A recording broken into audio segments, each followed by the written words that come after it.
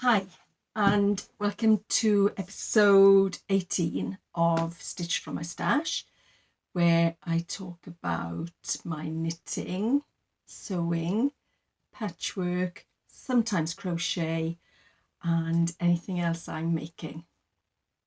Thank you for watching, and thank you so much for subscribing. It's nice to have you along with me, and also thanks for the nice comments, tips, ideas. I'm really enjoying reading them. I was disappointed I didn't do a post last week. I had a virusy thing, which I think is partly due to mixing with our 3-year-old granddaughter. Anyway, I wasn't up to doing a podcast on Wednesday, so I'm doing it on Monday instead. And I'm coming from just north of Glasgow in the UK, and today is a dry, it's cloudy, but it's a nice dry day. So I'm sitting at my sewing table, not sure what the glasses are doing, trying to find out the best place to sit in this house. The light is, anyway. So where was I going? My craft table here, my sewing table where I sit and sew, is chock-a-block. So I don't know how long this podcast is going to be. We'll see. I have quite a few things to talk about. This dress here is only here really to hide the mess behind it. I made this dress quite a few years ago as a trial, and not sure when I would ever wear a dress like that, but she's there covering paperwork and bits and bobs behind. So let's crack on with what I want to show today. And the first thing I want to show is this top, which I've been working on for a couple of weeks now. It's a quick top, but there's been a lot of to-in and fro-in with the needle size, the yarn, but it's finally finished. It's knitting around with using mohair that is old, came from my mum's stash, with a label something like 50p for the bag. My mum was a clever knitter, dressmaker, and she sadly died, 13, 14 years ago. Gosh, doesn't time fly? So I gathered her some fabric and yarns and things, and this is from something from her stash, which she would have bought in a charity shop, hence 50p. Wow. So the pattern is this 24, 28, 30 stitches, which I download off Ravelry. The print isn't great. I had my partner to print it off in a rush this morning, and the colour isn't great, but it'll do. So it's by Anna Verchik, and it's not very expensive. It was perhaps €3 or €4 to download. Anyway, can't remember. I've only just printed it off this morning because it's so straightforward. I just followed the instructions on my phone and then wrote down in one of my little booklets, yeah, this is it, one of my little booklets, the pattern basically. So I've only downloaded it to show here today. So what are my views? Well, yeah, it's fine. I was looking for on Ravelry a tank top type thing, And this came along and I thought, yeah, I like the idea of that. It's, as I said, knitting around with 2 purl stitches under the seam, under the arms, to give the illusion of a seam. I really don't like sewing up knitted items, which I suppose a lot of us don't. And it's a bit baggier than I thought it would be, which is fine. It's very cozy, and whether or not I knit another one this time of year, I'm not sure. I did wear it on Friday. I perked up enough after my virus to go to the Glasgow Quilt and Creative Crafts show, and I wore this. It's only the second time I've been there. I went last year as well, and it does get warm there, and I was in one of the talks. Am I going to nod off? So it is cozy. So whether or not I would knit another this time of year, not sure. Thanks for the person who put the comment about helical knitting, which I'd never heard that before. Now this is relevant because I have here on my table, this is my basket of random balls of mohair. So the helical knitting, I wasn't sure how it would work on the top when you're doing the increases, and I didn't have the hoil, Welsh word, impetus, whatever, to try it out and work it out. But what I thought was I could do the top, the yoke, and then do the helical when you're back in the circle. Helical knitting to me is where you join yarns and you don't get a jog. So that's possibly something for me to consider in the future, whether or not I would do one now, as I said, because the weather's changing. It was quite warm yesterday. What I did start is this, and this yarn is so soft.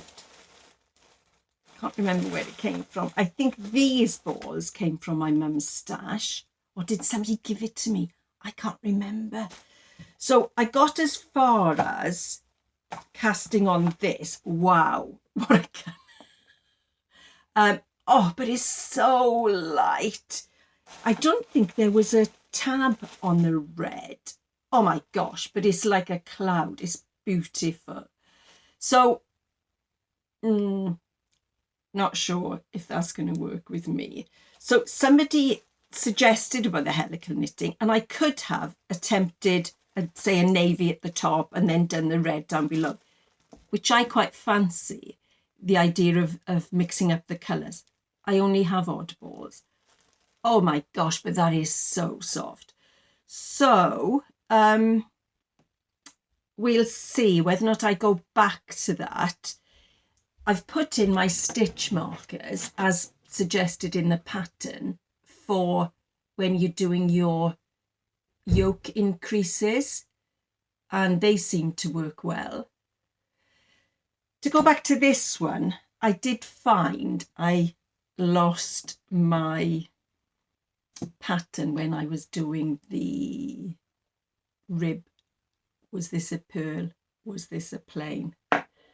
So it doesn't matter too much with mohair, does it? But I wouldn't say my rib is great.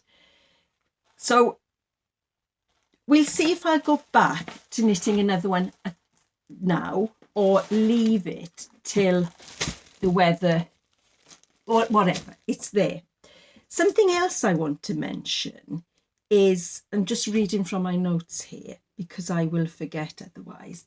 Whilst I was knitting this, can't remember where I was, if I'd finished the yoke, can't remember. My needle broke. So these are pony needles. And I don't know, halfway through a round. I thought, oh, what's happened here?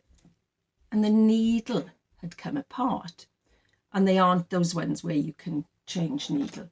So I ended up, luckily I had more number 5s. So I ended up just knitting around with another circular needle. This has happened before with a pony, quite a few years ago now. This one broke, but I'd only just bought this one online, and I think I sent an email and they sent a replacement straight away. So I don't know if anybody else has come across that with a pony. I got lots of different makes of needles, which I keep in these IKEA trays. And when the ones I'm using, I put at the back, and then hopefully they go back in. Obviously these haven't. And then I've put little file dividers to indicate the sizes. I know some people suggest you should hang them up to get rid of the bend in the wire. I may get round to that. We've only been in this house a year, and this sewing room is so fairly new to me. I may do something like that, but that's where they are at the moment. So I did have a replacement needle. To go back to the needles, I thought the neck was quite tight on this when I first started knitting it. So I did go up a needle size from a 5 to a 6, and it was huge. So I ended up, I just frogged and did that. I don't mind undoing things. And started with a 5mm. Yeah, pleased with it. One last thing about this top is I did put a label in the back, and these are, I think, little rosy cheek labels, and yeah, so they come in these little packs. You obviously you choose what you order. Made by Granny, homemade, and what else? I can't read what these say. Anyway, I did put this says play the day away. I did put the label in partly because it's would I remember which is the front or back, even though in the pattern you do add, can't remember how many, but let's say 10 rows on the back to make the back longer than the front. So, you know, the back rises up a bit. There's no short rows, it's nothing complicated. You just knit back and forth. So 1 row plain, but knit 1 row purl. And then you rejoin in the round. But I thought, I don't use those labels. So I thought I'm going to add a label. So that's, I would say, a success. A finished item using something from my stash. So that's going to go there on my table. Excuse me, I'm going to have a sip of coffee. The other finished item is a little lavender sachet. These are coming on in my basket. And this one, as ever, smells really nice of lavender. And I've put the lavender bag somewhere in it. Bought the lavender either in a health food shop in Leicester, or it must have been in Leicester. Yeah, so I've had it a long time because we haven't lived in Leicester since 2016. So it needs using up. I've just added a little bit of lavender oil to refresh the smell. And then I fill these sachets and they do smell absolutely lovely. I'll show you a different project later on, which I needed to hunt in my fabrics scraps for. And whilst I was hunting, I found this log cabin little patchwork, which was intended as a lavender sachet. And so that made a really quick make yesterday. I'd done the front, all hand stitched, and I just found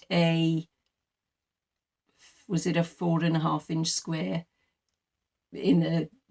so I'd cut out some 4.5 inch squares, and I thought, oh, that's a nice choice. Bit of ribbon from my ribbon box, stuffed with lavender, and that was a really quick make to add to my lavender collection, lavender sash.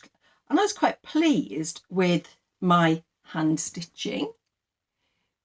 And I thought, should I use pink? I have loads of pink, well, loads of thread, loads of coloured threads. But I had little white on my needle, so white it is. So that's the second finished item into my collection of lavender sachets. So that can go on the finished pile. Now, the other finished item is, I'm going to have to stand up for this and possibly move the camera, is some patching on a pair of jeans. I'm going to, excuse the wibbly wobbly, I'm going to have to move the camera, is my first attempt at Sashiko stitching. Okay, that's as energetic as I'm getting. And I've wanted to do this for ages. Somebody gave me last year, I requested something on Free Cycle, a bundle of craft things, and one of the bundle was this Sashiko thread. So that's been sitting there waiting for me to have a go, and they're beautiful threads. They come in the pack, they're Japanese, and Olympus, I think, is the make. I'm just reaching over, I'm not sure which, anyway. So I had this white Sashiko thread. So I didn't have the Sashiko needle, so I hunted I've got lots of needles, and I found, they said the Sashiko needles are strong and very long. Come back to that in a moment. So I found this one, which is a bit of a beast, and I was using that to do that, my first attempt at Sashiko Japanese mending. I'm going to say a little bit more about this in a moment. So that was fun. These jeans did need patching. So, and I found, oh, blimey, I forgot to put the link. Perhaps I'll try and put it in the description. A really nice tutorial that showed me how to do this patch. I've patched loads of jeans, but this is neater. It's a much neater way of doing it. So I'll try and put that in the description. Anyway, that was my other finished item. And something else to mention is the friction pen, which I expect most of you know of. A friction pen, which is a heat erasable pen. So I did mark out as part of the Sashiko work, there are some small crosses, stitches. And I marked a grid as per the instructions on the video using my friction pen, and you just pop an iron over it and it disappears. I think there are probably various opinions on friction pens. I have used them on marking out quilts, but some people I probably wouldn't favour them. But for me, they work fine. So I bought these on last Sunday, I think. We'd been out for a beautiful walk up in the hills, called back in Helensburgh, and I bought them in WH Smith's in Helensburgh. So Pilot friction pens.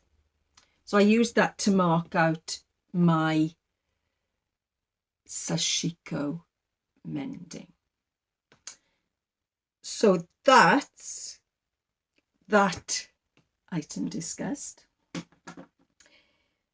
So Friday, I went to the quilt show in Glasgow, and I didn't make the decision to go until perhaps 9 o'clock in the morning.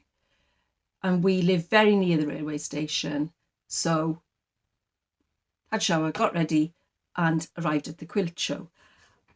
Even what I'm saying is, people in Scotland are so friendly. Chatted to people at the station, met a woman who was going to the quilt show, and throughout the day, you're just chatting to people and like-minded people who have an interest in sewing, quilting, knitting, crafts. I did meet a friend there, which was lovely. We had coffee, sort of lunchtime-ish, I think. But I went round essentially on my own, purchasing and looking at the beautiful quilts. So I would recommend going to a quilt show. I did have a list of items I wanted to buy. I thought that would rein me in a bit in terms of purchasing, but I went a bit off-piste. To be fair, I only bought a pack of fabric. I didn't buy fat quarters or anything like that. So the quilt show, I ended up spending a lot of time and money on Susan Briscoe's stand. I'm going to take my glasses off, see if it stops the flip. Now, Susan Briscoe is a expert, I would say, in Sashiko and borrow crafts. She lived in Japan for a while. She goes back and forth to Japan on visits. She has lots of contacts in Japan, and she had a wonderful stall at the quilt show with lots of items, beautifully made things. She's very clever, and she was keen to talk about the history of Sashiko and borrow, and I was really attracted to it. So what I did, I ended up spending my money on her stall. She does have videos online as well. So what did I buy? Let's have a look. I bought 2 Sashiko samplers, and this is one I've started. So you buy, I'm not an embroiderer, but I may go towards embroidery after this. I suppose you get these with embroidery, you get the transfer, the pattern on your fabric. So this is beautiful Japanese cotton. It's so lovely to touch. And then you've got the pattern marked out on your sampler. It's longer than this, and you sew down the side. Now these are my just little clippy things, which I thought would hold it. You don't use a frame, but I thought it would keep it flat while I'm starting. So the instructions are here, and it tells you which order to do the pattern. So it is straightforward. What I find, it's making my stitch smaller, making me concentrate more on my stitching, because I do think I want to neaten up how I make things. So I bought 2 of these, a navy and a white. But on reflection, I wish I'd bought a 3rd. She does have these in I suppose a beigey cream. And my plan is to do a triptych of 3 of these and frame them and put them up on the wall. I don't have any craft things up on the wall. I've got, not my paintings, but I do have various paintings and things. but I thought that would be nice. So she's online. She's based in Perth, Cooper Angus, near Perth. So I may order another sampler. And what I thought, white thread. Did I think, oh, navy thread, that's it. And then I thought for the beige one, red thread. Now I did buy this thread off Susan, and I have used this in another project I'll show you in a moment. So I may put in another order for another sampler set. Now there is a way of cutting your thread, and I think you can do like a plait or a twist, but I was a bit loath to cut it because it's so beautiful, but I will, and then it stops it getting in a tangle. But I will come to do that at some point, cut the threads. So I bought the samplers. I also bought, and this is, I suppose, a kit, this set of Borrow Inspiration Pack.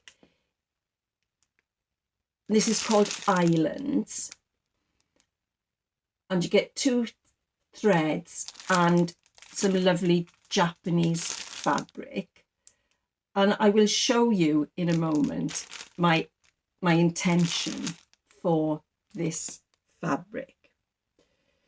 Also, I bought, where have I put them? I'm going to have to lean over. Excuse me. I did buy some Sashiko needles, which aren't like the gigantic needle I used, but they are tougher and they do have big eyes. In fact, there's one here that I've been using on the sampler. So that's the sort of length of the Sashiko needle.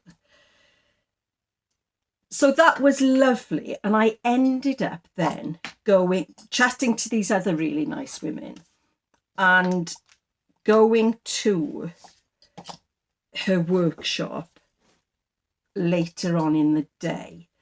And at the workshop we were making some mini Mount Fuji picture type cards. I'm not going to show you the one I did because I'm not happy with it yet. It's not finished, but I will show it next time. I'll have to crack on and finish that. So that was a really nice experience. I also bought 2 books. So these are Susan Briscoe books. And it gives you a lot of the history of Borrow, which I'm sure a lot of you have come across this. It's Japanese mending with layers of fabric. But the history is really interesting. So, and I know nothing about Japan. One of the women on the workshop had been to Japan because she was really inspired by Japanese textile culture. So I've picked out a few things in here that I'm interested in. Now, hopefully the pack of fabric I bought will end up as a tote bag. One of the things that when we look at lovely crafts that experts have made, is mine going to look like that? But I'm going to have a go. They do take a while. They're not a quick project. So there's the tote bag I like. There's lots in here. There's table mat type things, cushions. I've marked out something else. What is this page? Oh, this is the card that we were making at the workshop. Mount Fuji, not sure if it's in focus. But as I said, mine isn't finished yet. So I will finish that off this week and show it next week. What else I've started from this book is, let's find it, this Komi Bakuru bag, a rice bag, which I've wanted to make a rice bag for ages. And the instructions are nicely set out in Susan's book. It does take a while. I started it yesterday afternoon, and I will show you what I've done so far.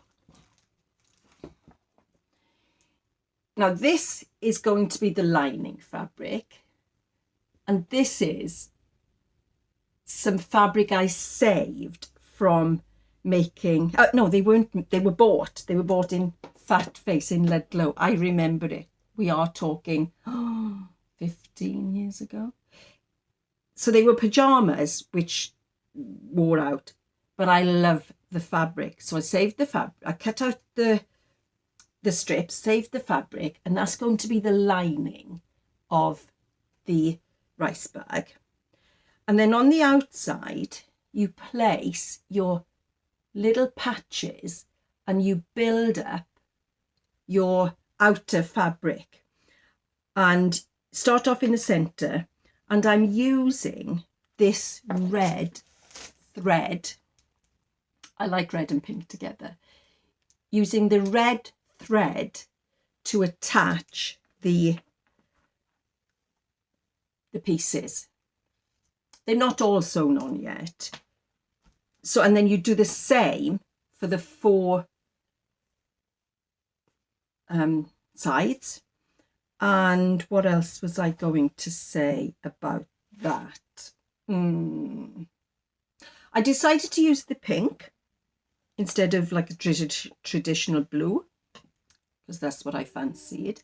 So digging in my scraps, I dug out lots of pink bits, and from quilts I've made, saved all my bits. So I've got a nice variety there of different bits of pink, some plains. So that'll keep me going easily on this project. And that's where I found the little log cabin lavender block that I made. So I'm going to crack on with that this week, the rice bag, and then you do a drawstring around the top. I did also buy another book, which is the Sashiko source book, which is more about marking out your own patterns.